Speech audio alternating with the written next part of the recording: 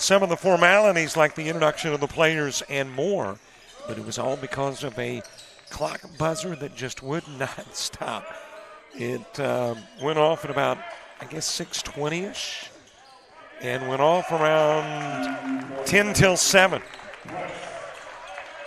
And maybe somehow we would have been able to tolerate that annoying sound, which I don't know if you've ever seen the movie Dumb and Dumber with Jim Carrey, but he asks in that truck cab what the most annoying sound is and then demonstrates what it was. Well, that's kind of what it sounded like.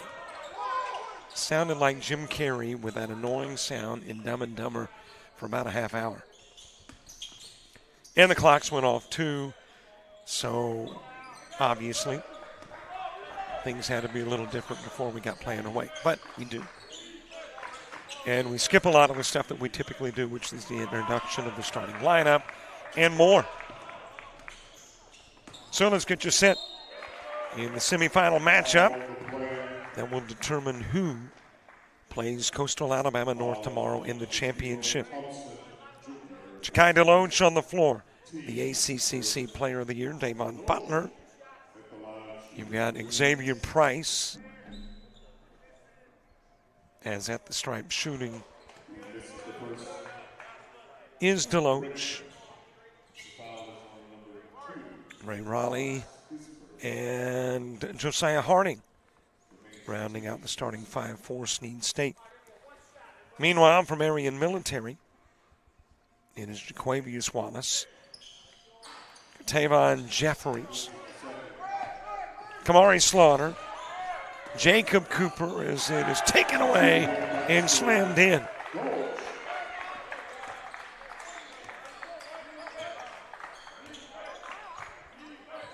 And Darren Thompson Jr. And there we go. I think maybe we've got all of the obstacles out of the way.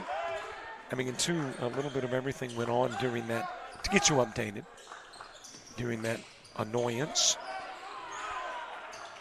And that included flipping breakers to try to find out how to shut the sound off, and in the process, we were the victims of one of those breaker trips. So we had to reboot everything and try to get everything back in place, graphic-wise and mouse click-wise, and that's all done, and here we go. As Jeffries is at the stripe, the freshman from Atlanta, Georgia. Well, here is your benefit if you are MMI. You've already been on this floor. You played 40 minutes, took on Chat Valley, beat them 60-50. So there is an advantage to having played here. Let's see how much of an advantage against Snead State. Snead State, only 3 conference losses during the course of the year, and 2 of the 3 came against Coastal Alabama North.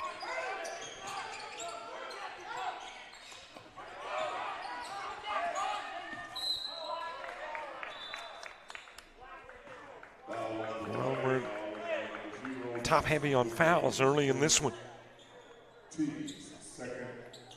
We are, 2.5 minutes into the ball game, and already 3 fouls, averaging more than 1 a minute.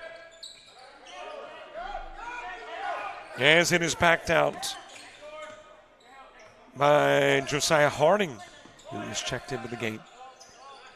And it's Butler, first 3 of the night, no good. Rebounded by DeLoach. Raleigh with a spin move, back turn to Thompson, providing the defense. And then it will get swatted out of bounds. And we'll have another foul. This one will be charged to Harding, his first. And we're going to get a timeout. It is asked for by MMI. Almost as many fouls as points in this one thus far. 17-19 left to play in half one.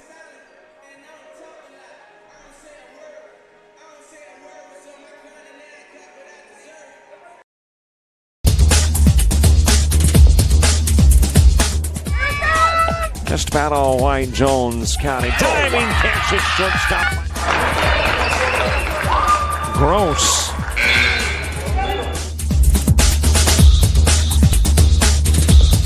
Towards the the gap. Diving catch in center field by Ben Aklinski. There is a shot towards deep short. Kraft's got it. Long throw over, and he got it.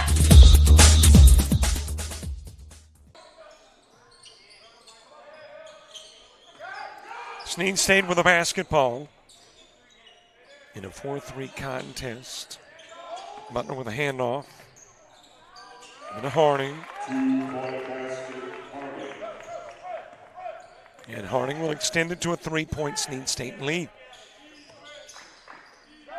These two teams obviously in the conference met twice in the regular season, and both of the regular season meetings were Snead State victories.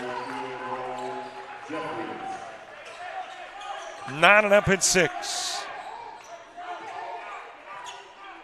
That other blemish on the Snead State conference, Mark, was put there by LBW. That was the interesting thing about your 1 and 2 seeded teams. They both lost to teams that did not make it into postseason. Bevel State knocked off Coastal North, gave them one of their 2 losses, MMI the other.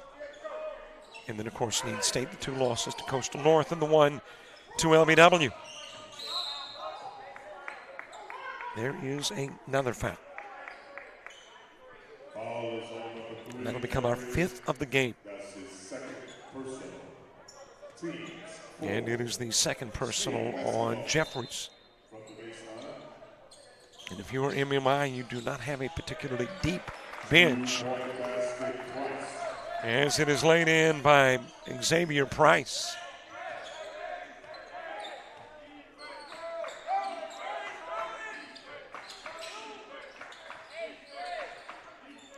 Slaughter to Cooper. Cooper launching the 3 off the rim.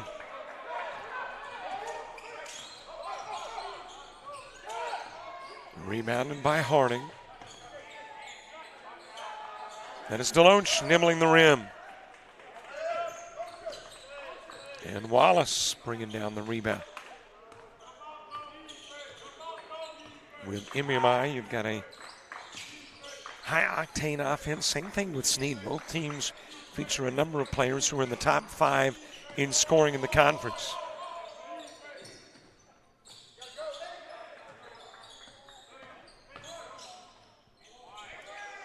Into the paint, the lean in. Slaughter not able to make it.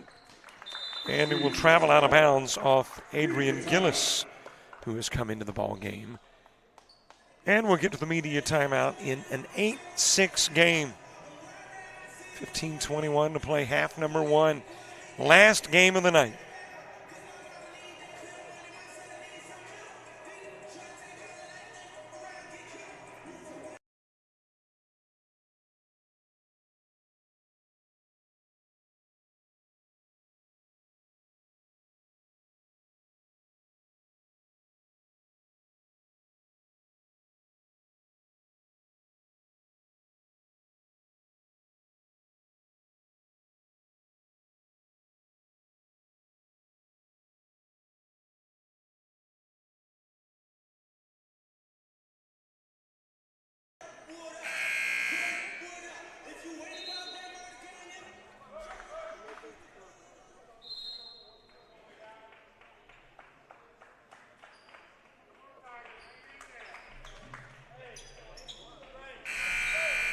As play resumes, the Snead's basketball.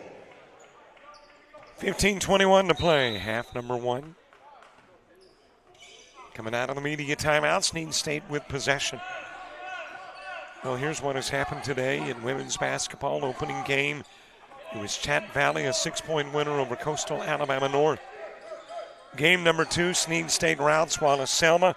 So tomorrow at noon, ladies championship 1 and 2, Snead State and Chat Valley. And then in men's basketball, just prior to this one, a 9-point Coastal Alabama North win, beating Reed State, who upset Enterprise State yesterday. So it is Coastal Alabama North in. And will we have in men's basketball a 1 and 2 like we've got in women's? Or will it be a 1 and a 3? Cooper with a miss. Wrapped up by Deloach. And over to Butler. Butler will lean in. Missed the shot. Trying to grab the rebound. Slaughter able to get it. Leaves Butler in his wake. Brings it to the glass for two. Ties it at 8.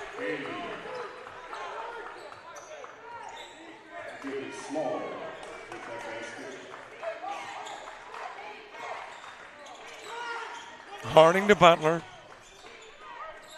Deloach sending it into the corner. Raleigh hitting on the 3.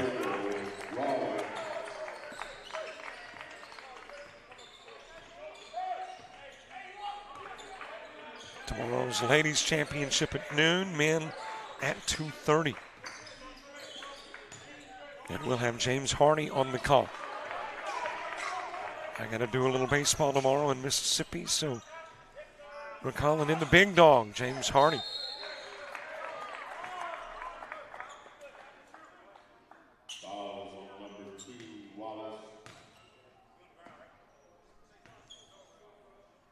Wallace picking up the personal and Butler going to the stripe. That's his second personal. Team's 5th. And both teams going through some wholesale substitutions. Terrell Wright coming into the ball game. Speed basketball from the baseline. Jadron O'Neal checking in. Butler for 3, off the rim. Wright able to snag the rebound, keep it on this end of the floor. Raylon Berrien is checked into the game for MMI. And Jeffrey Wallace, who had gotten a breather, back in. Butler, long 2.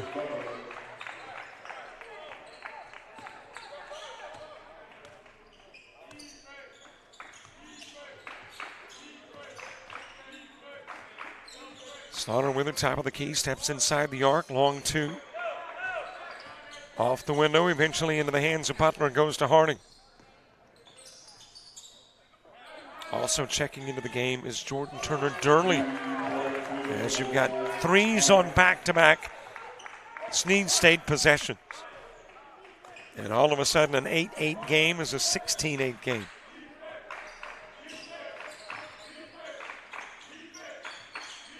Given to Wallace. Into the corner to Cooper. He'll fire the 3, dip it in and out. Butler with the rebound. Hands it to Durley. And there is another 3, O'Neal. 3 consecutive Parson possessions resulting in 3s. And 11 in a row gives Snead State an 11-point lead.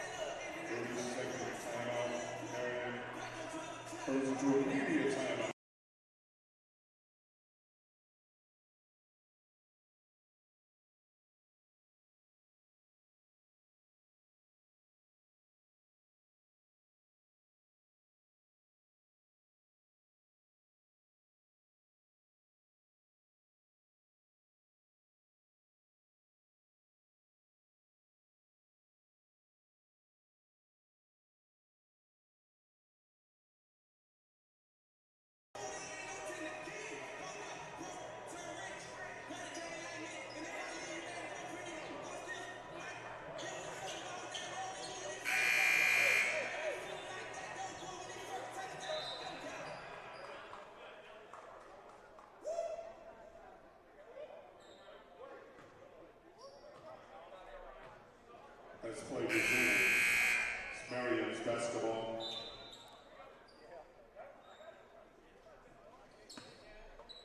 MMI putting it in play. Speaking of Marion Military, the athletic director, Dr. Michelle Ivey, our halftime guest. Check out that conversation coming up at the half. Slaughter has it tipped away. Durling did it. So it will be MMI basketball.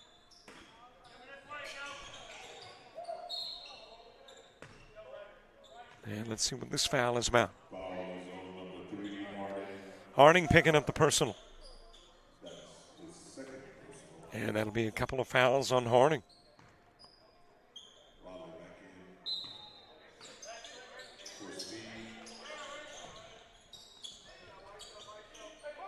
In play to Slaughter. As we get inside, 12 minutes to go. Cooper putting up the three. It will ricochet, and here comes O'Neal and company. Fires down low. Right-handed taken away, got it back. Now a paddle for the loose ball, and coming up with it are the Tigers. And bodies flying everywhere. Somebody committing the foul.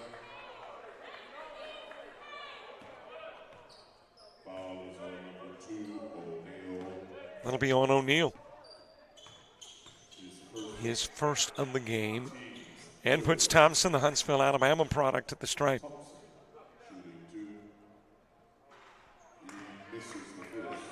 I mentioned it in a game earlier today. This has not been a kind floor or rim to the free throw shooter. Shooters have struggled today.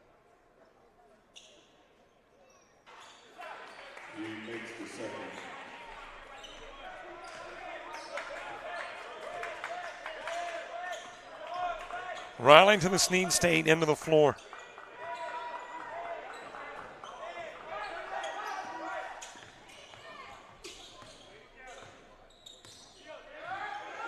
Walked out of the corner by O'Neal, given over to Butler. Butler laying it in from the left side. Number one scorer in the ACCC. 20 plus per night. It's got Snead State at 21. Slaughter with a spin move. Tipped back by Slaughter, not there. Rebound grab by Wright.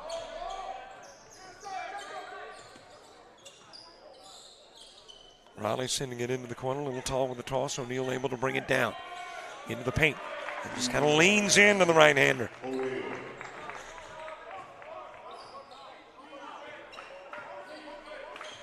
And Snead State currently on a 15-1 run. Rebounded by Cooper. Off the side of the backboard, Wright's got it.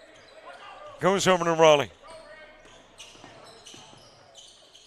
Fires into the corner. O'Neal off on the three try. Skying in for the rebound is Wallace.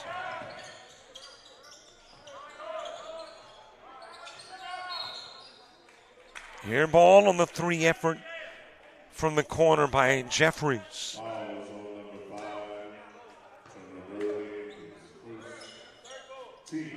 Got a foul on Durley. It'll be the first for Durley.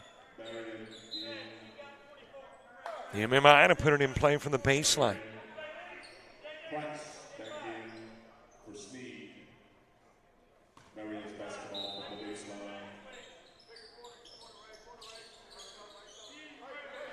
Given out front to Slaughter.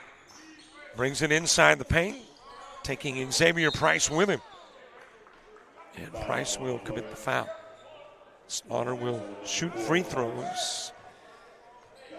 And let me get to a reminder that we are trying to get the 6,000 YouTube subscribers by the end of the night.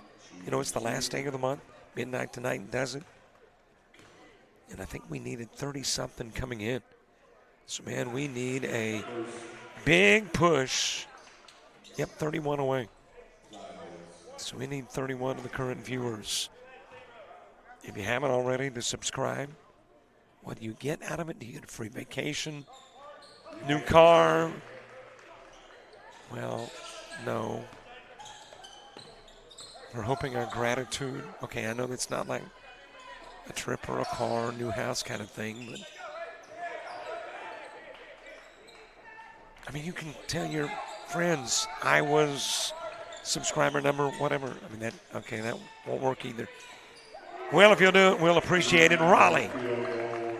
He's got Snead State fans appreciating what he does from long range. Turns it into a 26-11 contest.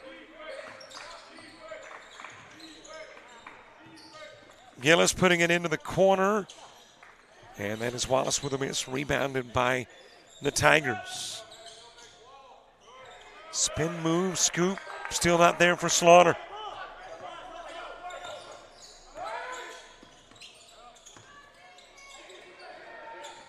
Shot over to Butler, fades and fires the three. Too strong. And an offensive on Price. Well, there was a reason that he was all alone for the rebound. Apparently did a little shoving to create the separation. He'll come out of the game and Wright will go in.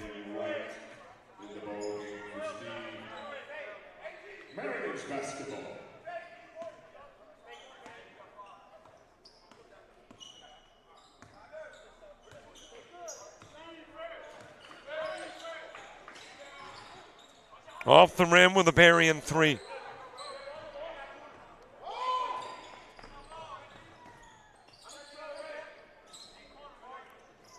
Give it over to Butler. Butler with an indication to Raleigh out front. Using that as a decoy and then accelerates to the glass.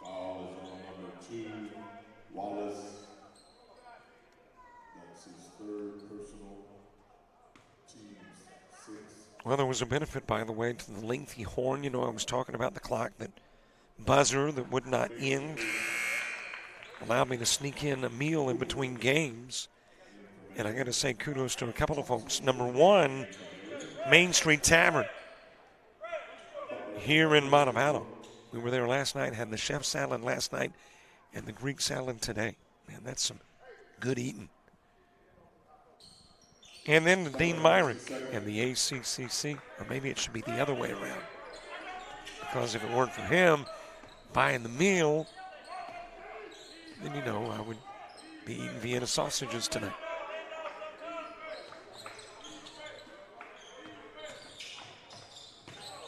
Slaughter dumps it into the paint. Outside of the arc it goes. That is Thompson.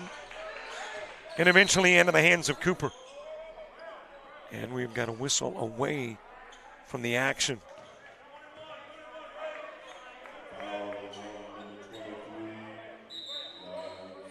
That'll be charged to Jeffries.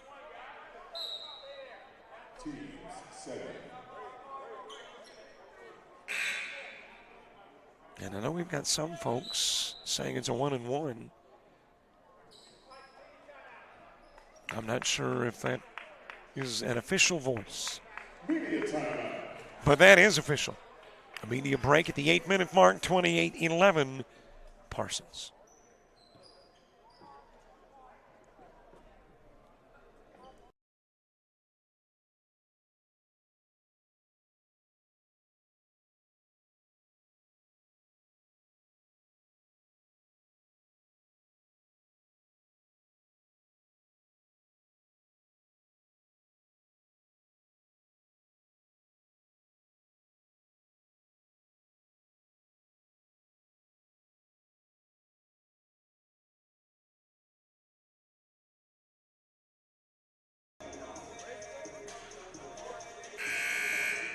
We're good to hear from Casey Underwood, the athletic director at Snead State, the Marion Military AD, Dr. Michelle Ivey, our halftime guest. Casey, we'll have you at halftime soon. But he has unsubscribed because he subscribed thinking there was a car given away to a subscriber, and so he has thus unsubscribed. And I don't know if that holds true for Jessica as well, Casey's girlfriend, but I'm sorry, our budget does not, allow us to give away a car. I'm thinking that maybe if we charged a little more, of course, then it probably wouldn't have worked. It's kind of a catch-22. Good to hear from Casey. Good to have him back in Alabama. And again, our condolences in the passing of his father. Cooper into the paint, sending it down low. Slaughter. Check that, Jeffries dropping it in. 28-13 ball game. I did not say, though, what kind of car. I mean, maybe I could give away a car. Would that be deceptive? Do they still make those, what do you call them, matchbox cars? There's a three-pointer. Dropped in by Berrien. MMI needing a few more of those to get right back into the game, which, by the way, is nowhere close to over. Still got all of the second half, and we know how a game can change and do so quickly. Jeffries wrapping up the rebound.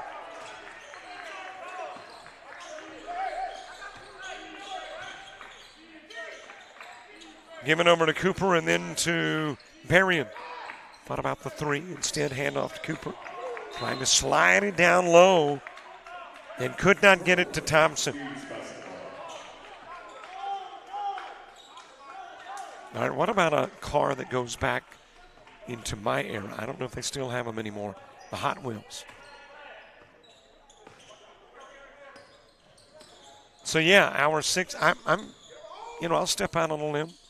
I think the company can afford a car to the 6,000 subscriber. That's popped from the corner by Durley. Good to see Durley back on the floor. Did the homecoming game for Snead State, and he came up late in the first half and sat out in the second half entirely. And it looked like at one point could be a serious injury, but obviously Durley was able to get back pretty quickly.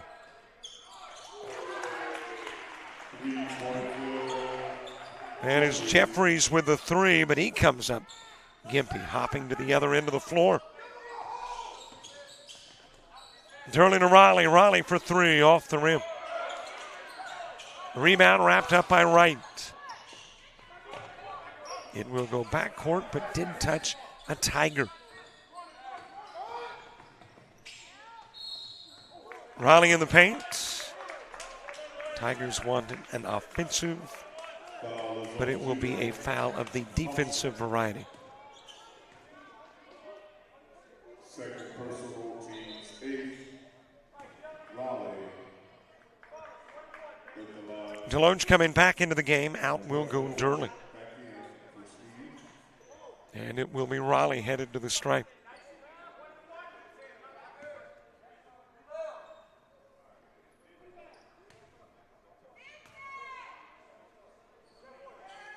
He makes the first.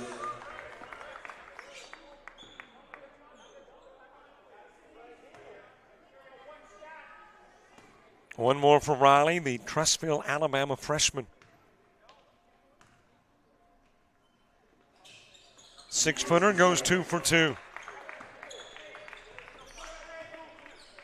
Into the hands of Berrien. Berrien did not play last night. And you might be going, well, I saw number 5 on the floor for the Tigers last night. That was actually Cooper who wore the number of Berrien because Cooper had forgot his jersey.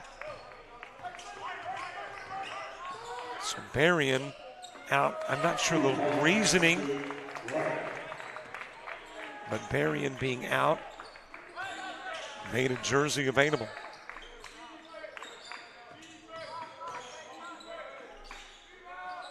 Fading, firing, that is Jeffries.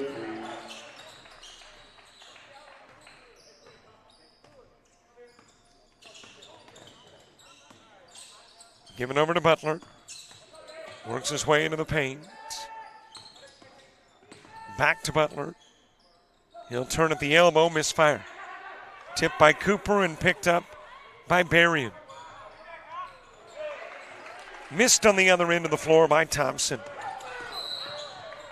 And a reach around by Gillis. Number 23, the second. So Gillis will pick up the foul, and that will put Deloach at the line. Substitution number 24. Slaughter back to the game for Marion. Slaughter coming back in for MMI.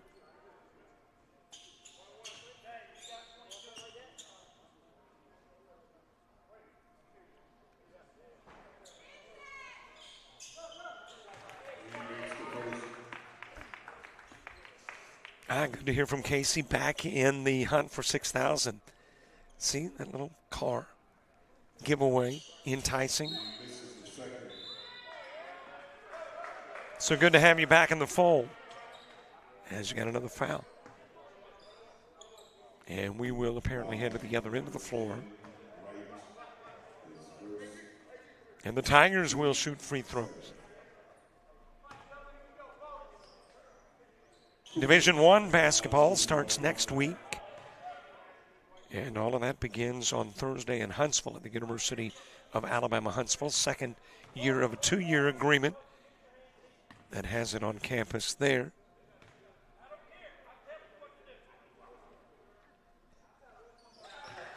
Cooper getting the first of 2. And, of course, between now and then, we'll have all kinds of sports, including tomorrow, a couple of softball games, a baseball game, and the basketball here.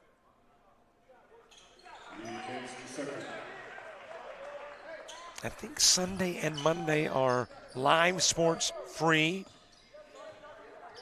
but then back to either softball, baseball, or basketball on Tuesday. That is simply stolen away right into the hands of Jeffries. Lays it up but not in, did draw the foul.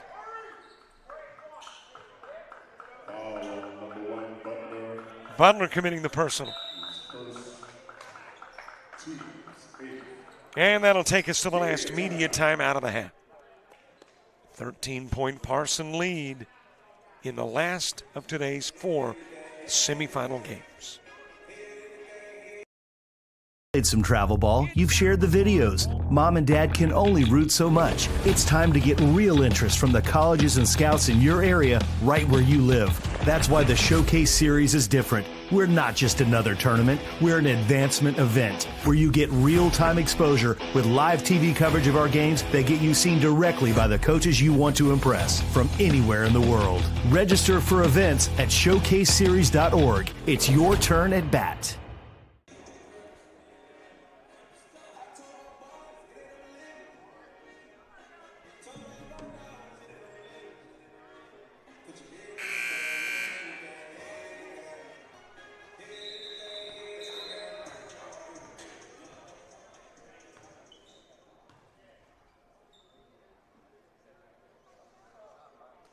I pulled out the Google Calendar. I can get more exact with what's coming up next week. Tuesday, our first coverage of Bayside Academy baseball taking on Cottage Hill.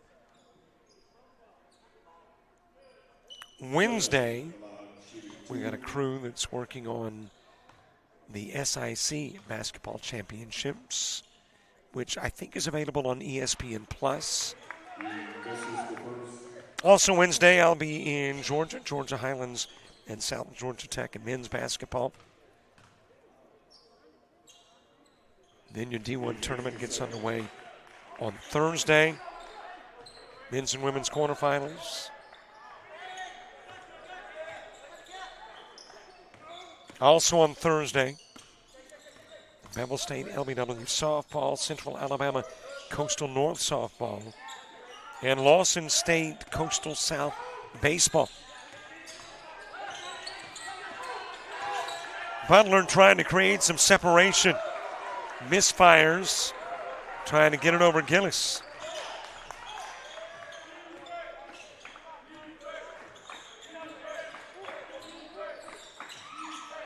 And then a week from today, more ACCC basketball and then a quartet of stuff elsewhere.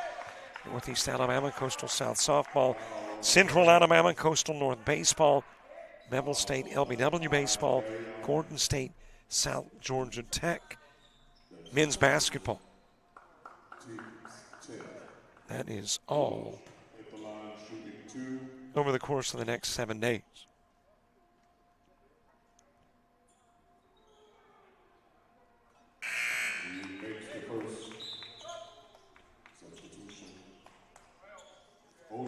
Butler out of the game. O'Neal coming in for the Parsons.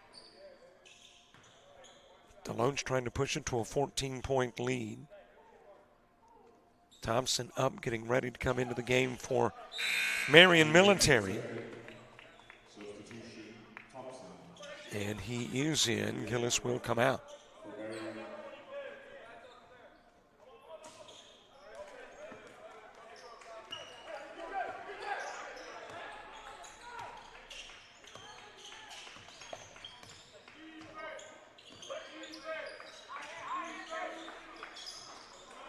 Jeffries with a miss. It is wrapped up by Price. Make that right with a rebound. Raleigh giving to Durling. Durling with a lob. And let's see what the foul is this time. It is a push on Wright. And it'll be Cooper that did it. That'll be the first on Cooper. Right. At the line, shooting 2. We got your basketball underway a little bit late because of, if you join this late, a noise. Rather annoying noise that wouldn't go off. You know, that buzzer of the clock. In a game, it's reminiscent of basketball. Man, you hear it, you think about basketball. You hear it for 30 minutes, and you're not thinking basketball anymore. But kudos to the folks here at Montevallo. And there's always going to be problems. It's resolving problems, and they did. Loose ball got away from Jeffries. Last got a Parson, though, so it will stay Tiger basketball.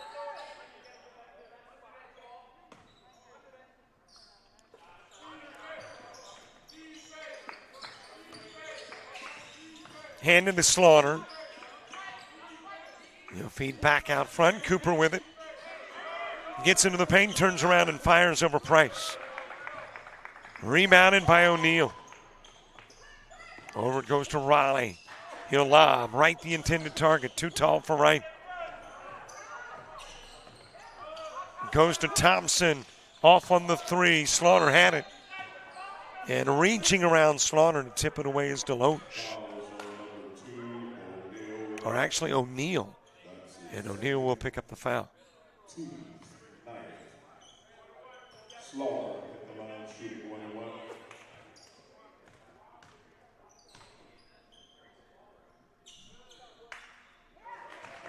Slaughter shooting the first of 2. Snead State averaging 82 a game, MMI 83.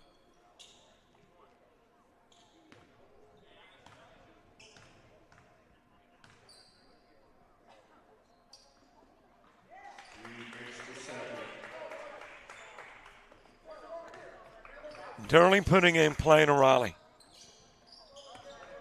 Back over to Durley.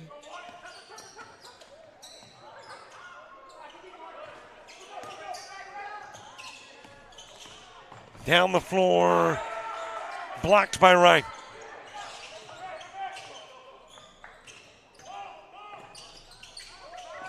A little too tall twice for Wright. 2 possessions and 2 tall tosses. And when you're a little too tall for Wright at 6'10", you are entirely too tall with the toss.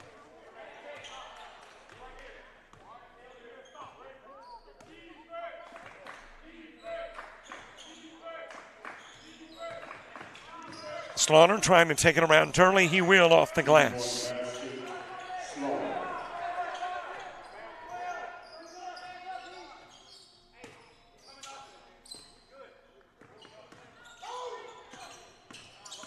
Durley with a handoff to O'Neal. Back it goes to Deloach. Leans in, trying to bank it.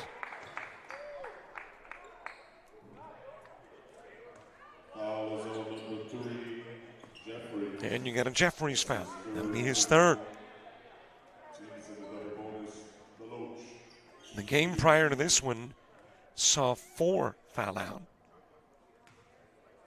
1 for Coastal North and 3 for Reed State.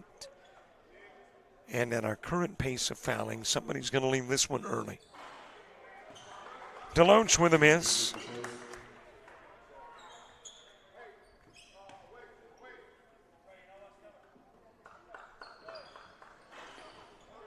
One for 2 goes Deloach.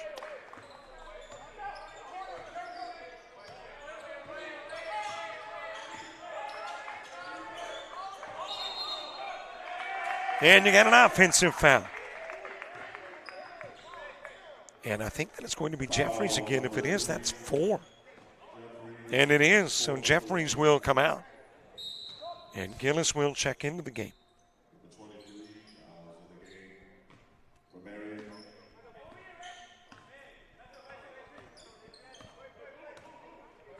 So with almost 21 minutes left in the game, Jeffries has picked up his 4th foul. Into the corner to O'Neal. O'Neal with a miss. And there is another foul.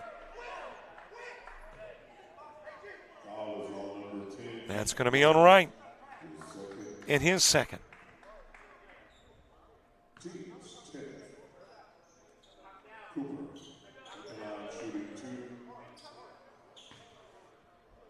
So Cooper at the line, 31.6 remaining on the game clock. Okay, somebody's got the logic for, and I haven't Googled it, and I am a professional Googleologist. I'm not sure why I've never Googled this, but why in basketball scorekeeping, and I've asked this many times, why does the posting of the fouls stop at 10? And I know that 10 is the double bonus. And I get that there's no additional benefit as far as more free throws taken, but it would always be interesting to know how many fouls have been committed, but we don't know beyond 10 on the scoreboard. It stops there.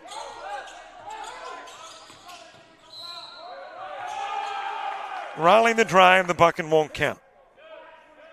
Another one of those multiple fouls committed prior to the shot. And it'll be Gillis picking up his 3rd.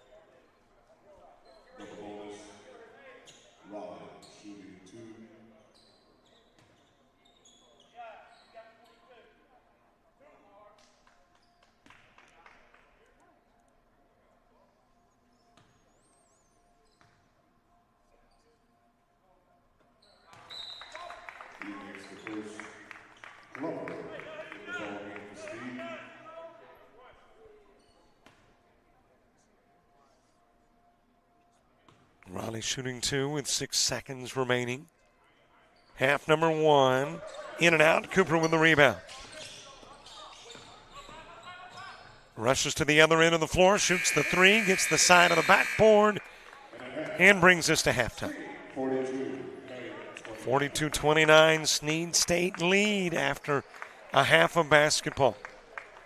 That conversation recorded earlier today with the AD at Marion Military, who is the women's region director, and Dean Myron's right-hand woman at events like this, Dr. Michelle Ivey, coming up in 60.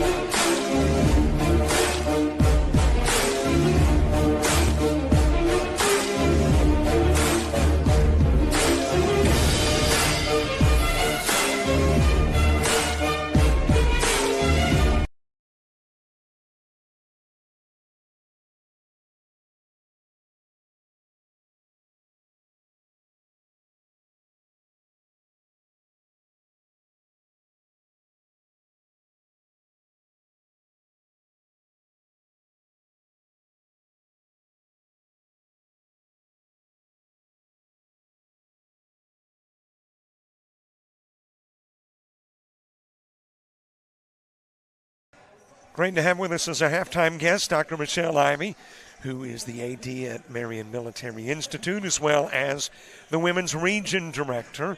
And first of all, Michelle, thank you very much, because the people watching don't know this, but this is take 2. Yes, it is. Dean literally pulled the plug on us. He did. Yeah, he did. We were having such a lovely conversation, and We were. he comes up and ends that conversation. That's right. So here we go for a second time. Let's start with Women's Region Director, the duties that it entails. Okay. So the major responsibility is to be the spokesperson for all of our women's sports teams within the conference, coaches, student athletes. So I'm the liaison between them and the national office. Serve on a couple sports committees, so I promote our student athletes, our teams, whether it's national polls, All-American awards. So I'm kind of the go-between between our region women's teams and the national office. Now, as a result, you're obviously at national events frequently. So how do you, I mean, is it at every women's national championship that you go to, or are there select events that you go to? Really, it depends on location. So full-time job at Marion, we have 11 sports, and so I go to all of our region our conference tournaments to help out the commissioner, whether it's men's or women's. And so that takes a lot of time away from my duties at Marion. So very little at the national level. And that's just dependent upon location. If it's in the southeast region, I really try to make those. But if it's Texas, Arizona, Kansas, unless one of our teams is playing at Marion, I usually don't make those. How did you become regions director for the women to begin with? I mean, what led you to that position? Karen Reynolds, who was a longtime women's region director, previous commissioner, came to a basketball tournament and they said, "Hey, Michelle, we want to talk to you about a position we have open. It's assistant women's region director." Karen was kind of on her way out, retirement in a couple of years. So it allowed me 2 years at the assistant position to go to the national convention to kind of see what goes on at the regional and national level. And then when Dean was hired, that was my transition from assistant region director to the head women's region director. So there has been phenomenal growth in the ACCC, especially over the course of the last 5-10 years. Yeah.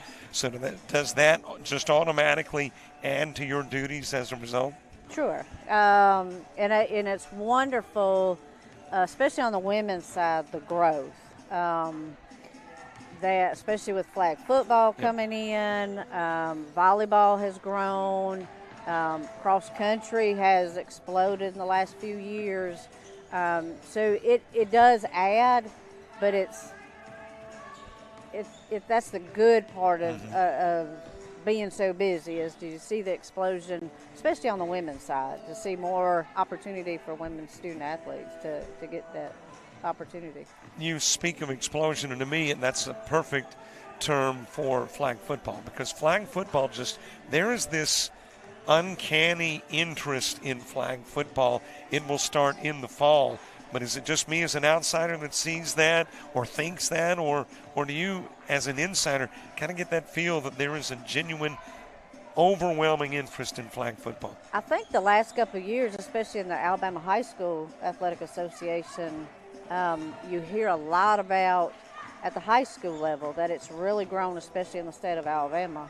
So I think it's a good time for the conference to piggyback on the interest that there is at the high school level, to give more opportunity for female student athletes to play a sport that they love at the next level. All right, let's talk about MMI. You as the athletic director, you talk about phenomenal growth. It's happened there at MMI as well. You have athletic upgrades. You've been adding athletic programs. So tell us what's new and what's coming. So we're up to 11 sports now. Right now, all 9 of our 11, except for cross country, are competing. So it makes for a busy January to May. We have 2 female women track athletes that qualified for indoor nationals, so they'll be leaving next week for Texas Tech, a triple jumper and a long jumper and a high jump. So we're excited about that. That is relatively our newest program. We're in our 3rd year. We've had student athletes qualify for nationals. Obviously, men's basketball is doing a great job. They're here in the semifinals. We've had some record breakers. Softball pitcher, 17 strikeouts in one game, broke our school record. Probably the proudest, we've had 20 straight semesters with a department GPA of a 3.0 or better. So that's 10 years of academic success within our department. So we're really proud of what we're doing at Marion and pushing our kids to the next level. And really, you got a history of that kind of stuff, because I know a couple of gentlemen, Colin McGuire, who went on to be a manager for Bear Bryant at the University of Alabama. He went to MMI. And then, of course, you got Dwight Stone from Florida, where I live currently, who played there when there was football at MMI, went to Middle Tennessee State, Steelers and Panthers in the NFL. And two from my hometown of Florida, Alabama. There is a gentleman who was a Congressional Medal of Honor winner, Rodney J. Evans, who is recognized. You've got like a Veterans Hall of Fame, or what exactly is that? We have on campus? Alabama Military Hall of Honor. It's housed on our campus, and so we have a ceremony every year, and it's to honor those Alabama natives that did an exceptional job in the military, whether Congressional Medal of Honor winners, heroism, did something, while they were in the military, and we honor them. It goes through a very detailed process where you have to apply, and there's a special committee. But yeah, we have a ceremony. We have a little building on campus that they've really done a great job of housing all of the statues, all of the plaques, have relics from different eras of the military. So, it's a wonderful little area to go visit. If anybody comes to campus, it's open for visitors to It is very intriguing, very interesting. So there is an annual ceremony. Is there an annual inductee every year? There is. Now more than one, or is it typically one? It's typically two. It's the cadet corps gets involved, and so it's a special event on our campus. All right, talk about, and I know you don't like talking about Michelle Ivy, but I know that you had a lifetime of sports, so take us back to Michigan, where it all began. All began in Bay City, Michigan. That's right. Bay City All Saints High School, year-round athlete, played all the sports in high school, volleyball, basketball, softball, a little bit of soccer, tried to winter track one time, probably wasn't a track athlete. Basketball was always my love. Got a scholarship to play college basketball at Eckerd College in St. Petersburg, Florida. Spent 4 years there. It was a great opportunity. So I had a great career, had a great opportunity to get my college education paid for. Hall of Fame career, right? Yes, Bay County, the county that I grew up in. I was inducted into their Athletic Hall of Fame for basketball, and then at Eckerd College, inducted into their Athletic Hall of Fame for women's basketball. Wow. Well, I know this is a little late, but congratulations. Thank you. Thank you. That's a huge honor in both instances. How did you wind up at MMI? I was the athletic director and women's basketball coach at Judson College, in Marion, just no longer open. It's a sad situation there, but Marion Military had a high school at the time, didn't have a girls' high school athletic program. Athletic director at the time talked me into making the transition from college to high school, which was a whole nother experience for me. I'd never coached at that level, especially starting a high school program with girls that had never played sports, didn't understand the terminology of basketball, and kind of grew the high school portion. Unfortunately, the athletic director had passed away, allowing me to step into those shoes. When we became part of the state system, the high school went away, and so now we're just a 2-year college. And slowly started adding, we brought back men's basketball at the college level, and we started men's and women's tennis, and then we've just continued to grow since then, have great administration backing and understanding the importance of intercollegiate athletics on campus. And didn't you at one time, where basketball was concerned, if I'm remembering correctly, would have an event like at midnight when the season began? There was an official We did a Midnight Madness a few years. We sure did. Cooked some hot dogs and hamburgers for the cadet corps to come out, and we did a traditional Midnight Madness. We sure did, and so it was fun. Now, are you still in that facility I mean, it's a great. I love the atmosphere in that gymnasium. We're still there. We're still there, and we do. We have a great turnout. We have a good turnout from our faculty and staff, and several members of the community that follow us. And probably the last 5 or 6 years, we've had a really good turnout of our cadet corps, and they make it very interesting for the opponents, and seem to have a good time. It's a good experience for the student athletes. It's a good collegiate experience. To me, and there's so much history, not only in the school, but really in the community. I think Corvetta Scott Keene was from Marion as well. Right. So that area in general, just a whole lot of history.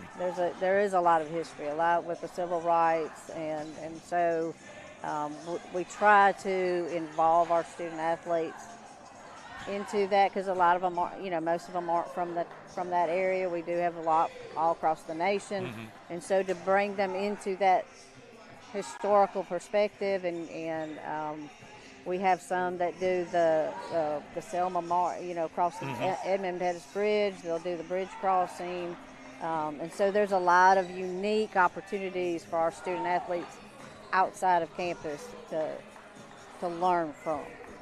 Well, it has been a delight to have you. We're airing this at halftime, and we were able to keep Dean away from the plug and power. Thank so, goodness. Yes, so we were able to get our conversation in. Always good talking with you, and I know we will see you the rest of the tournament. Yes, sir. Thank you.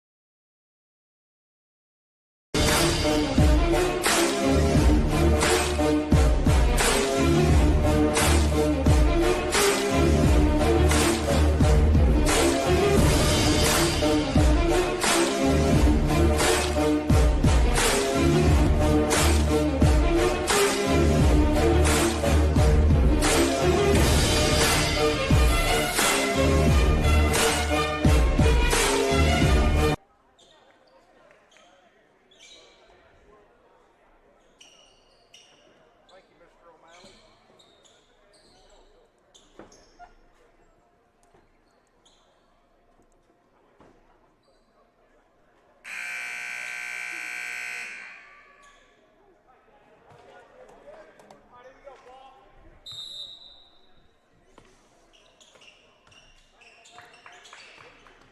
"20 minutes away from the end of the year for one team and from the championship for the other.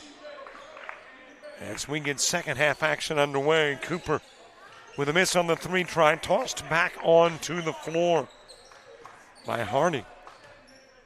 Harding, who got into some foul trouble in the first half, came out of the game and set out a lot of half number 1 back in.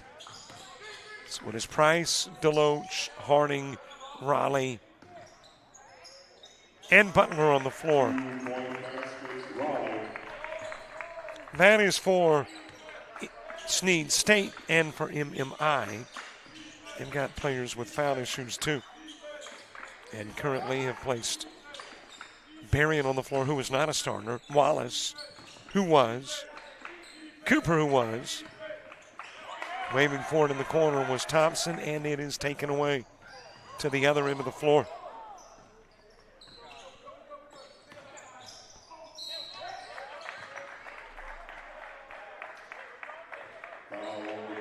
And another foul. Looks like we're picking up where we left off in the first half, foul-wise. Did I give you all the MMI starters? Wallace, Berrien, Thompson, Cooper, and Slaughter. As Harding will go to the strike.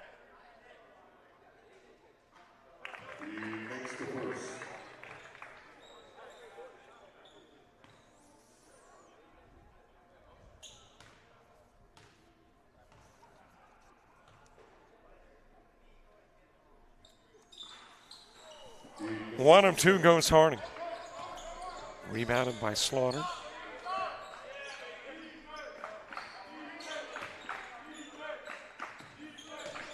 Slaughter with a move down low to the right side of the rim.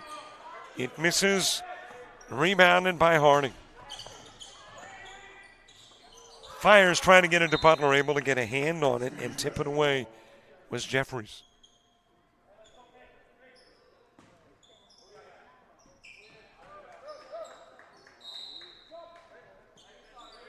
Actually, that was Barry who got a hand on it. Hard for Jeffries to get a hand on it and tip it away from the sidelines. He's got a number of fouls and is out. Put in play to Butler. He's been pretty quiet tonight. Ronnie with a miss. Deloach able to come up with a loose ball. Gives it over to Butler, and Butler will pop the three.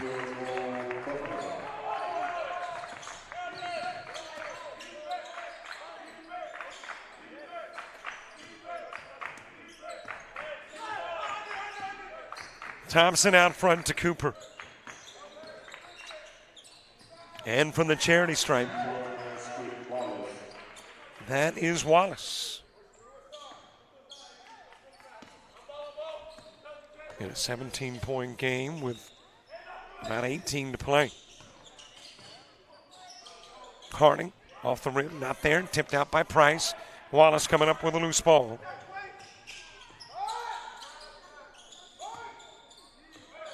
Gives over to Thompson. Handed to Wallace. Behind the back with the dribble, brings it left side of the rim, and there is another foul. Well, these two teams combined for about 165 points a game. Right now, they have combined for 79, and that's not too far off the average for these two.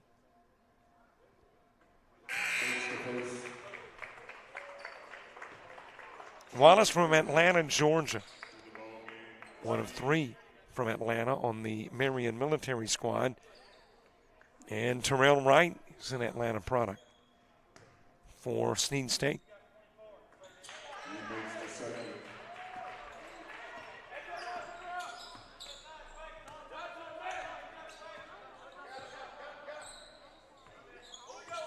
Riley with it out front. Deloach to one side, Butler to the other. Butler changing sides of the floor. Riley bringing it to the left side. And then the lean in by Price. The miss, rebounded by Cooper.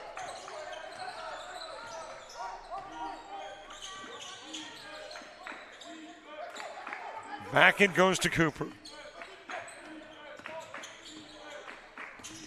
Handoff given to Slaughter. Lost it briefly, able to get it back.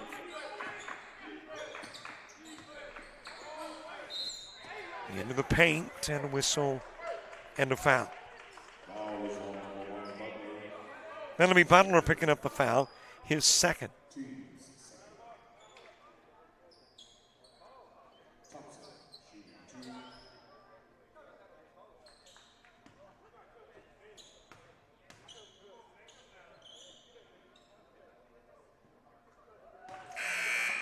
Well, get a brief look at those shoes. I'm telling you what, if the lights went out, we'd see a number of these guys. Those neon bright tennis shoes. Turley into the game and gets the rebound.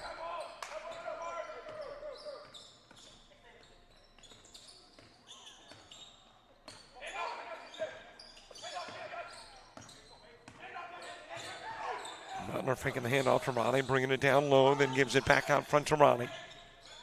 Slid into the opposite corner. Air ball from Deloach. Price gets the bucket, and Price gets fouled.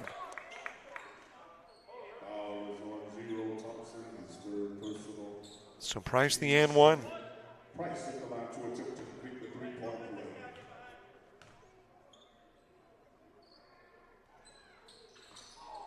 A little too strong, and then Butler gets shoved aside, and let's see who did it. That's going to be on Slaughter. So Slaughter committing the foul against Butler. It'll be brought in from the baseline. But it will be after we take a timeout. 16:23 to go.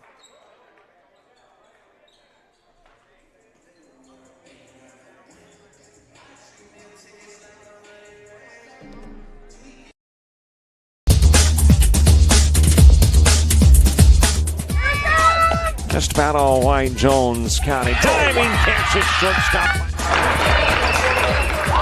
Gross.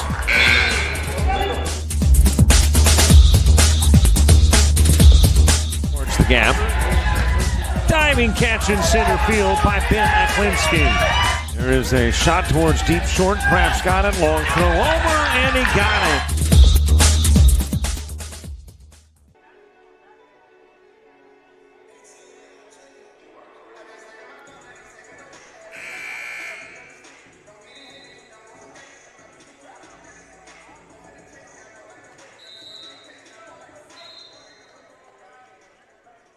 Gorgeous facility here, home to the Falcons of Montebello. And this year it is the home to the ACCC Division II Men's and Women's Basketball Championships.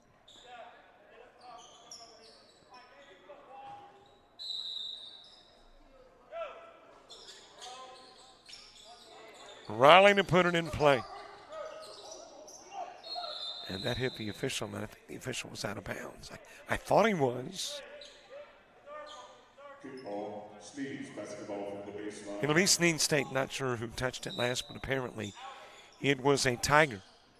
It'll be the Parsons in possession. Tipped by Cooper. Taken away. And then lost away. Deloach's got it. And then taken away. And then taken right back.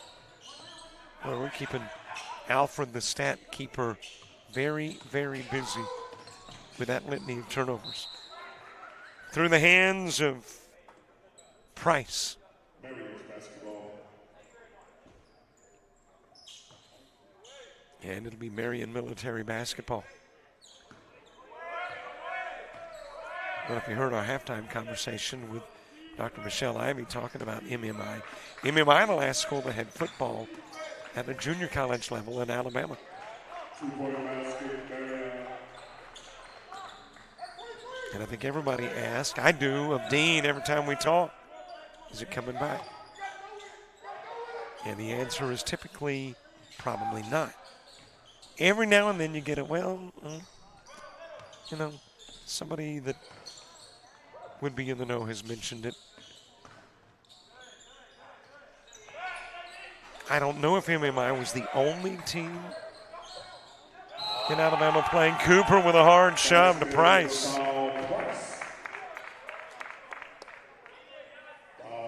Price the bucket and an opportunity for another. That's his third personal. But let's do it after the media timeout. 15-19 to go. Parsons still with a lead.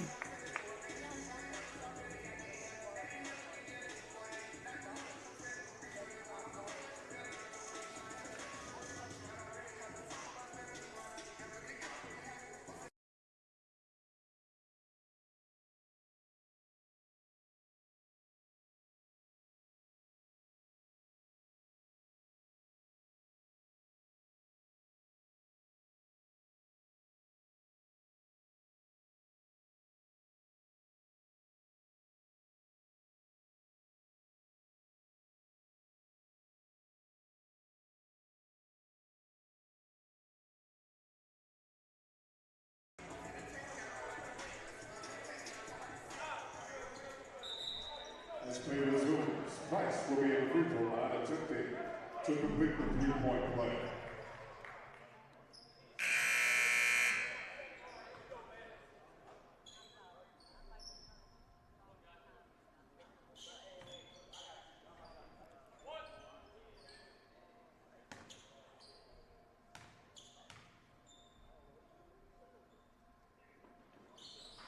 Price trying to cap off another three, rebounded by Wallace.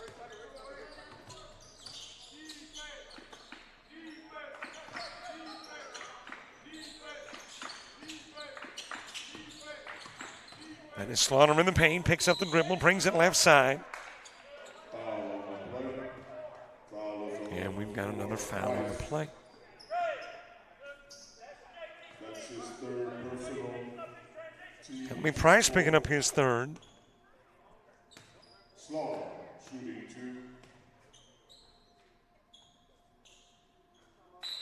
2. Right now, a 1 hour and 10-minute game with still 15 basketball minutes left. But based on the number of fouls committed over the course of now, 25 minutes of basketball?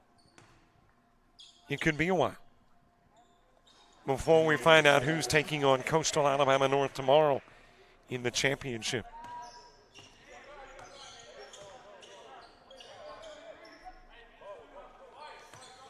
Give it over Raleigh, then to Deloach. Butler at the timeline. Into the paint early, fires into the corner. And that is Raleigh for three.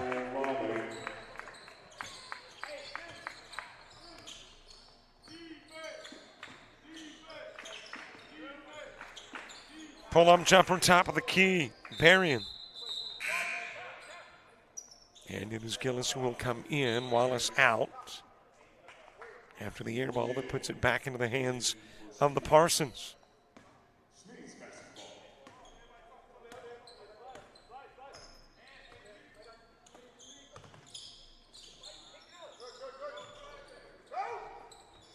Back it goes to O'Neal. Butler whipping the no-look. Right with a miss on the try to tip in on the lob by Durley.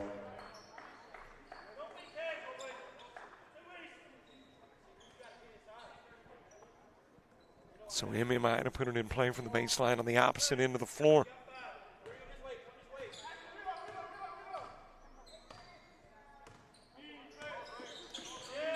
Basketball season about to come to an end for somebody. It is wrapped up for most of the D2 schools.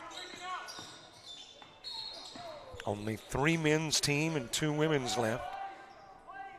And of course in D1 you got 12 teams still in it. Regular season done for D1. But they are about to get into postseason, which is interesting to me in that we also handle South Georgia Tech, which is a D1 in Georgia. And they're still playing their regular season basketball next week. They don't get into their conference tournament until the following week.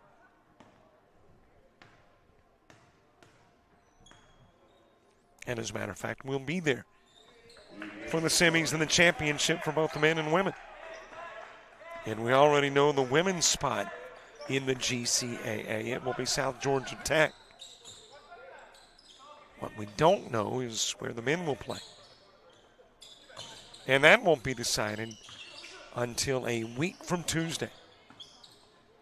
After the quarterfinals are played and the highest seed will get to host semis and championship. Off the window for Butler. So a little different process in Georgia versus Alabama. That went off of the knee of Slaughter.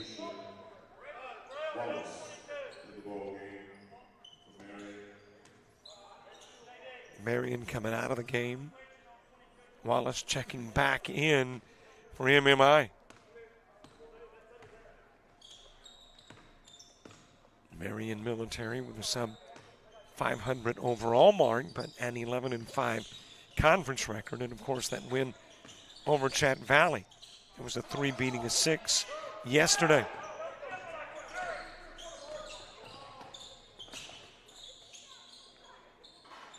Wallace with a miss. Wrapped up by Butler. 17-point lead with less than 13 to play. It was a 17-point lead with 18 to go. So the Parsons have trimmed about 6 minutes off the clock and maintained the advantage. That is Butler for 3. Off the rim. Wrapped up by Wallace.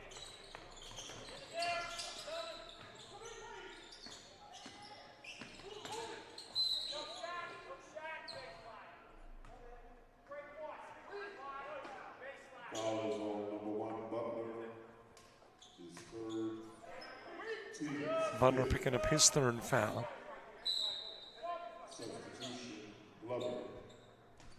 And he'll come out of the game. Into the game is Jamari Glover. Glover from Randallstown Maryland. I don't think we have seen Glover until now.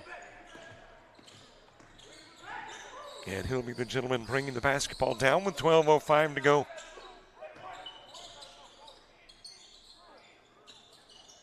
To and fro, Raleigh and Butler. Butler putting up the three. Off the rim, Price, I think that right tipping it. Battle for the loose ball that was just left lying there. I think that was Wallace that went over and said, I'll take it. Jump ball, possession error belongs to Snead State.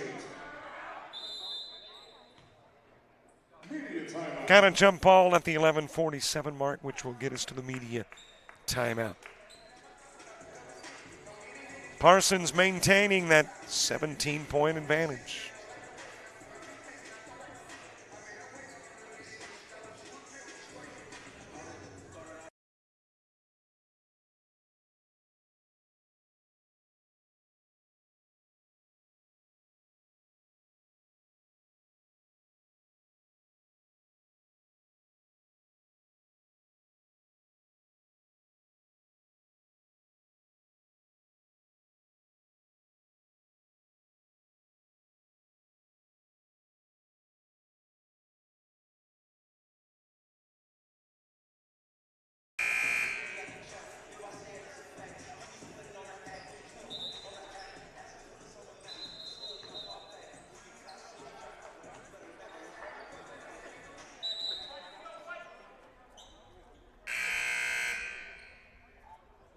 As play resumes, it's Snead's basketball.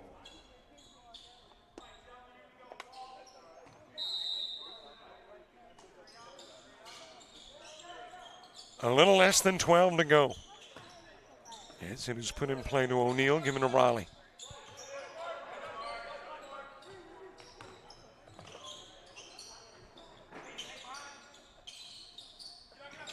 Out front to O'Neal, shooting the three. Too strong. Rebounded by Slaughter.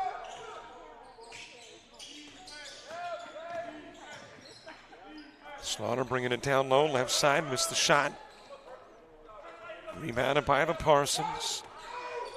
MMI 0-2 on a neutral floor,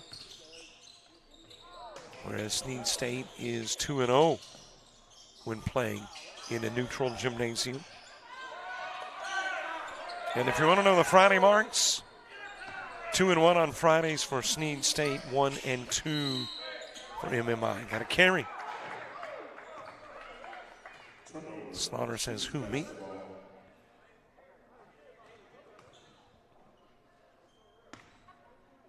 And of course, if you're looking at some of the statistical leaders in the conference, then you definitely are looking at these two teams.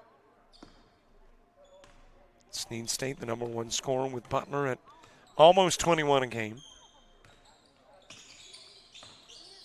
Snead State, the number 3 rebounder with Wright at 8.4 a game, and the number 1 floor shooter, Price, number 5 in rebounds at 7.9, and then of course MMI has got the number 2 and 3 scorer in the conference.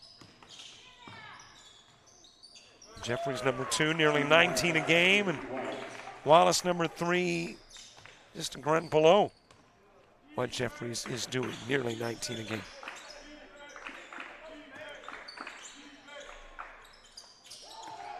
Dropped in by Jeffries. Right on cue, talking about his point totals on the year. And what's he do? Drop in the 3. It's still a manageable game if you are MMI. The problematic part of the last roughly 9 minutes or so has been they really haven't taken much off the lead. It was 17. It's now 16.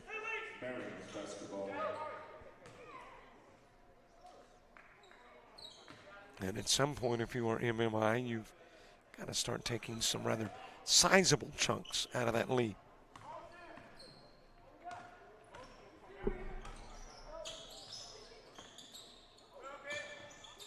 Jeffries putting up the 3. Too strong, rebounded by Slaughter. Back to the glass with a lay-in.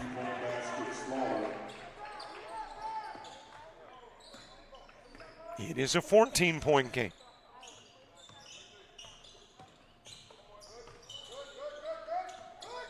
Back over to Glover. Got into the paint, leans in. Off the front of the rim, right with a put back. It fell. And he will get the basket and an and one. Foul is on number 24, Slaughter. The second. Slaughter picking up his second foul. Hardy back in for Snead. Right at the line to attempt to complete the three-point play. Wright trying to cap off three.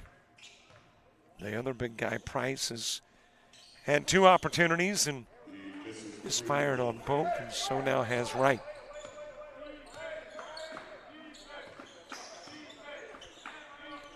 Given to Cooper, launching the three off the rim.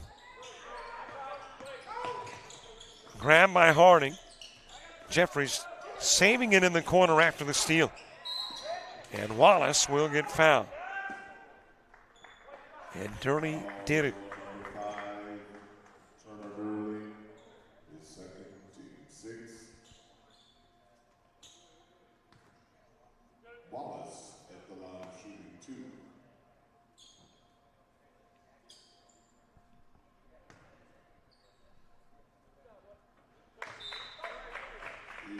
Wallace shooting a couple. A little less than 9 minutes to go in the game. Butler and Price in the ball game for Snead. As I mentioned a year ago, this event played on the campus of Bishop State in Mobile. Haven't taken it to the opposite end of the state, but have headed quite a piece north. Well, I guess as far as I-65 goes, Port City is the goose egg mark as far as the mile marker is concerned. So we are at about 2-something here. I think 220-ish in that range. Three-pointer. That is Wallace. It's a 13-point game. Butler back into the game. Hands it over to Harding. Harding in a battle with Jeffries. Somehow Butler and the Parsons able to come up with it. Durley sending it to Harding. Harding getting fouled by Cooper. Hardy. Foul is on number 22, Cooper. And for Cooper, that is foul number 4. Team 6. Hardy at the line to attempt to complete the three-point play.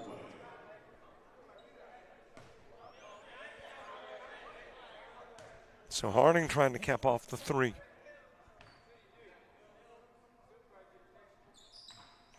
He makes the free throw.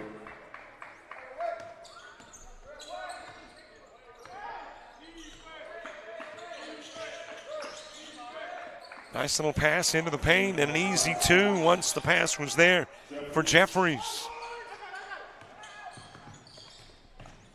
Give it down the floor to Butler. Bring it at baseline. Able to get beyond the reach by Slaughter and drop it in for 2.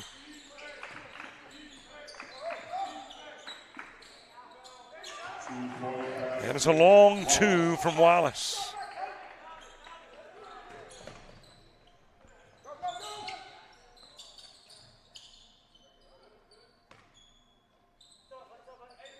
Let me say hello, by the way, to Mark Richard, retired AD, Casey Underwood's predecessor, watching the game tonight.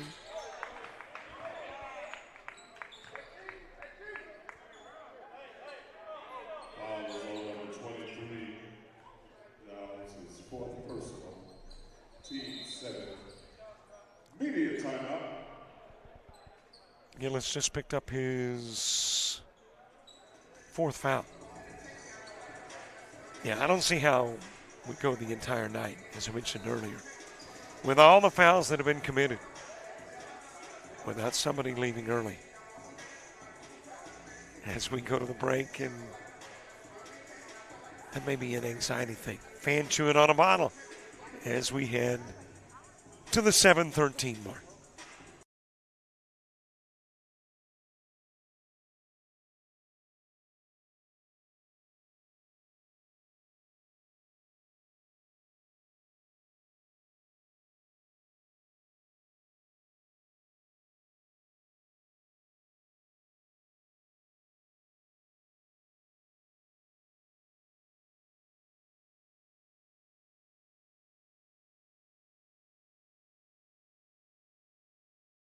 Well, I figured out the problem, the anxiety. It was anxiety. I mean, look who she's got over her shoulder. That's the commissioner of the ACCC, Dean Myrick. I mean, that would make anybody nervous. Knowing that you've got the likes of one Dean Myrick in your midst.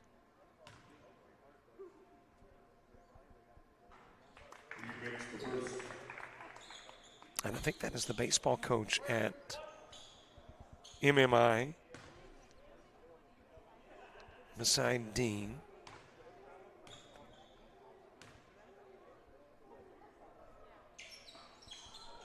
And speaking of school royalty, not too far from where I am situated, Joe Whitmore, president of Snead State, nearby.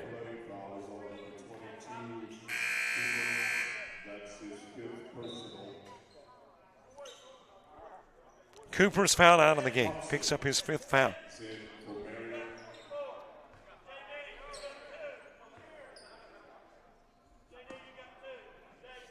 So Cooper will come out of the game.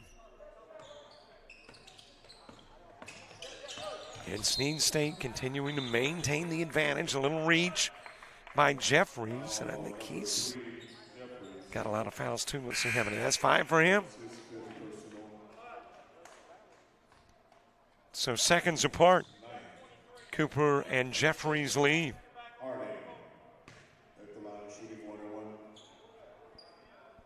So that will put Harding at the line.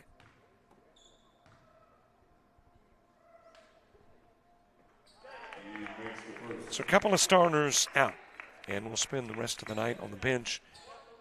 Jeffries and Cooper. Cooper, the 6'6" sophomore from Section, Alabama. Jeffries, the 6'1" freshman from Atlanta. Both fouling out of the game.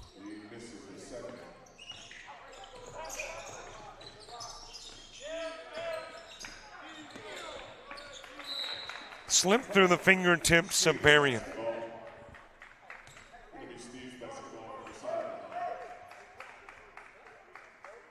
And Snead State will have it with 6:49 to play. And again, they have stayed in that 15, 16, 17-point range since the 18-minute mark. And when it's a 17-point game with 18 to play, you're like, hey, there's time. When it's a 17-point game with 12, you're like, there's time, but if we're MMI, we need to step on it. It is now a 16-point lead with 6:33 to play, which means it's crunch time for the Tigers. Got to put a run together. As a hop, skip, and a jump turns into 2 for Harding.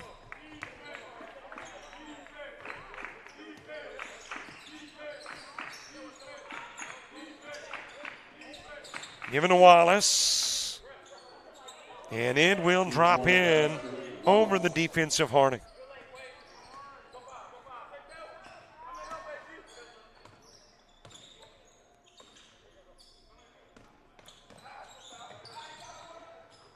Raleigh bringing it into the paint. That will go out of bounds off of Raleigh.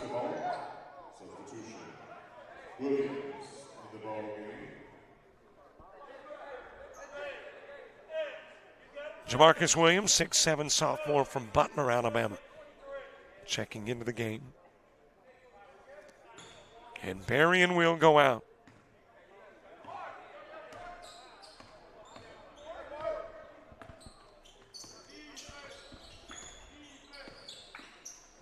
Jumper by Wallace, nibble the rim, rebounded by Durley. Give goes to Raleigh. Harding back over to Raleigh. Give goes to Harding. I think I've been doing this too long today. I mean, my mind just went blank on a name for a moment. I mean, it does that often, but not in the middle of a basketball game that much. Thrown out of bounds by Butler.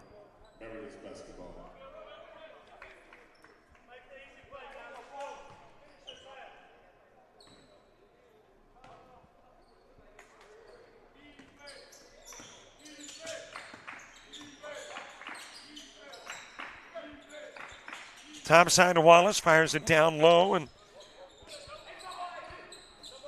is firing on the jumper is Williams. 16-point gain inside 5. And MMI, they're in a precarious situation. They've basically said, well, we got to back off because if we commit many more fouls, we may not have 5 on the floor to end the game. Of course, on the other hand, if you don't win the game, then you're not playing another one this year.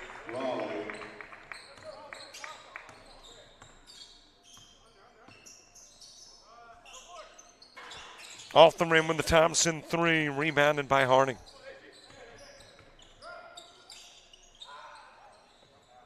Goes over to Durley.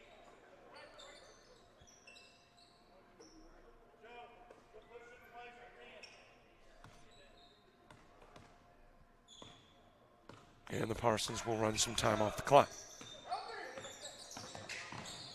Basically saying, if you're not going to foul, we'll just kind of dribble out time. Raleigh with a miss, it will go out of bounds. Off of Williams.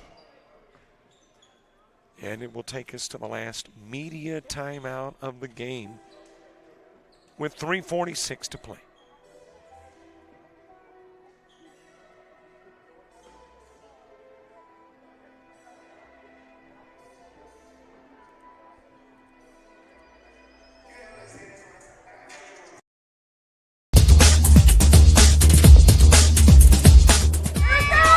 Just about all White Jones County. Diving catch at shortstop. Gross.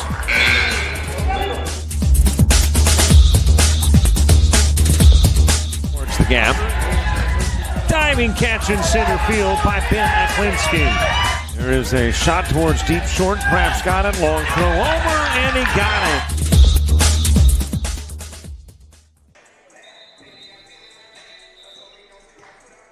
3 minutes, 46 seconds left to play. Well, and my phone has just gone dead, so I can't monitor the 6,000. I know we're going to get there, I believe. Speaking of the phone going dead, you talk about a lonely feeling. I didn't realize it this morning. Doing a little work on the computer and saw the phone go black. It wouldn't come on. And my Apple Watch is dead. And then I thought, well, this phone is dying. You feel like an island. I mean, in the midst of people, like an island. Going, how am I going to communicate? How am I going to hear from the outside world? How am I going to know what's happening?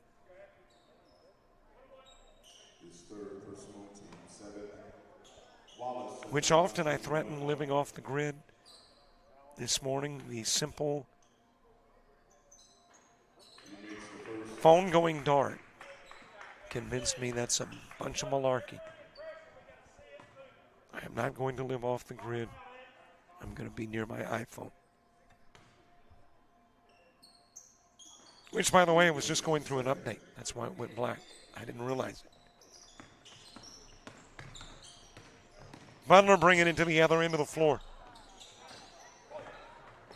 The game's already got a feel that it's just a matter of determining what the final score will be. And MMI has already conceded despite 3:11 to play. And they had a great year, 11-5 in the conference, number 3 seed. They've knocked off the number 1 seed, beating Coastal Alabama North in the regular season. So there have been some signature wins.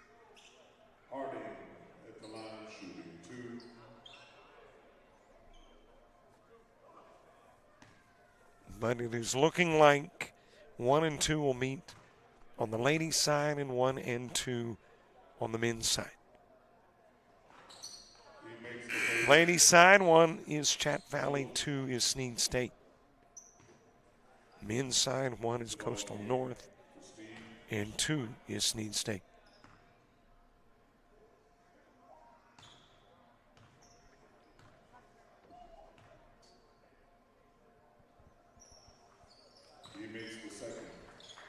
A 21-point lead with 3:11 to go.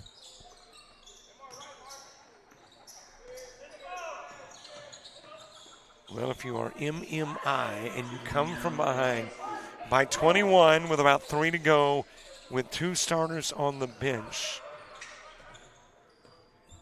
it would be the stories that legends are made of. And they happen. They do happen. They just don't happen often. And I think it's pretty safe to say they don't happen when you've called off the press. Butler for 3. Other end of the floor.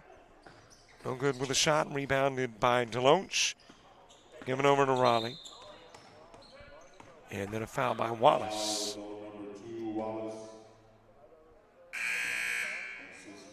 And that's his fifth. He's out. And Gillis will come in.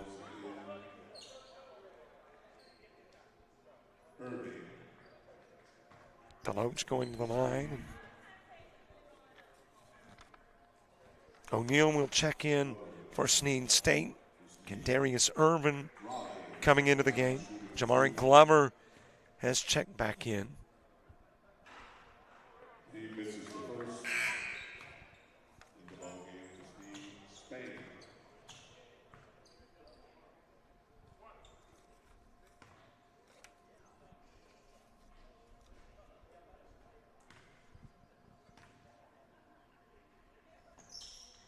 He makes the second.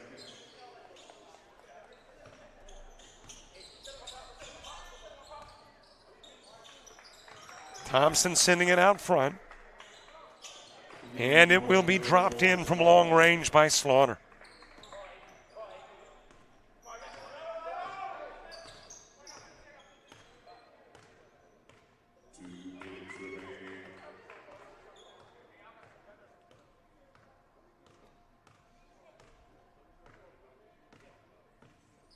And don't forget, subscribe to our YouTube channel, trying to get to 6,000 by the end of the night. Needing about 30-ish to do that. Follow us on Facebook, Twitter, Instagram, TikTok, and Threads. You want to watch this game later, you can subscribe to our premium channel. Not only does $25 give you access to this one, but any game on the website, about 650 total for a year. Shot clock violation.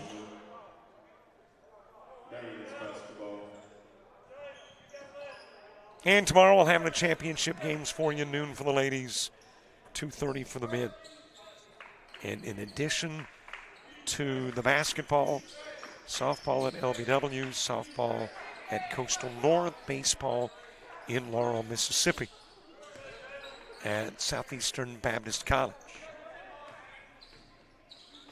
And, of course, next week, Division I basketball, starting on Thursday from Huntsville. And the championships, by the way, will be on Alabama Public TV.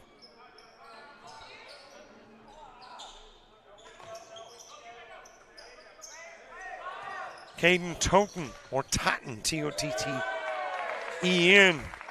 checking into the game for the Parsons.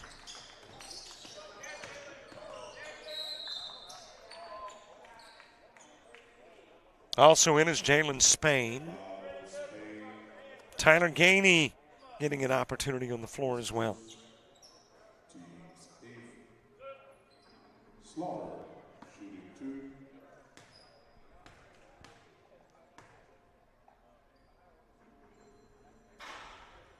He misses the first.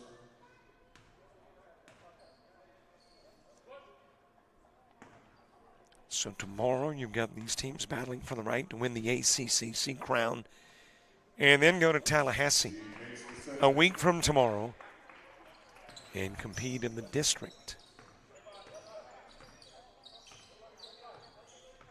Last year in district play, it was a split. The ladies won, which was Coastal North, and the men did not, which was Snead State. And that was when it was played in Alabama. As I mentioned, it will be played in Tallahassee, Florida this year.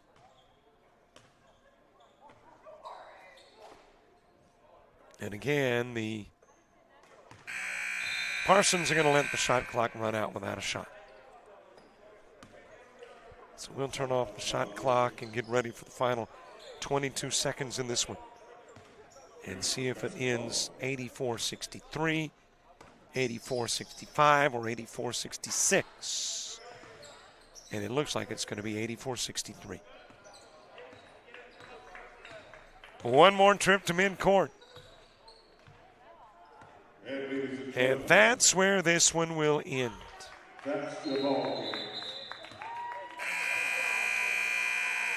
Final score, 83-64. And the pairings for tomorrow are now set. It will be an... Let me write that score, by the way, so I will remember 84-63.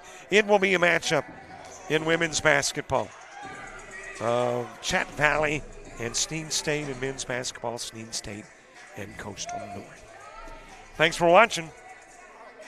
I won't be here tomorrow, and James Harding will be, but we will see you next time on JockJive.